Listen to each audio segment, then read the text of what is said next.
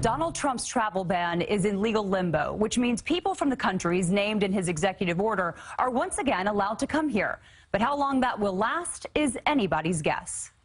Some people from 7 Muslim-dominated countries can now travel to the U.S. after a federal judge in Washington state issued a restraining order on President Trump's executive order banning their entry. It is not the loudest voice that prevails in a courtroom. It's the Constitution. A State Department spokesman says up to 60,000 foreigners whose visas were electronically canceled have had the action reversed. But it's unclear what's being done to help those whose visas were physically canceled.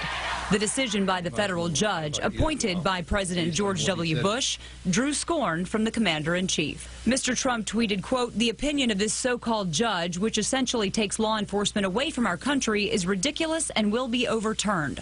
When a country is no longer able to say who can and who cannot come in and out, especially for reasons of safety and security, big trouble."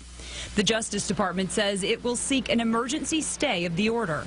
Meanwhile, protests continued today across the country, with thousands of people rallying outside the historic Stonewall Inn in New York City. Right now, we are in danger because what we have seen since the beginning of this administration is all connected. Protesters also marched in Washington this afternoon, demanding a permanent end to the travel ban.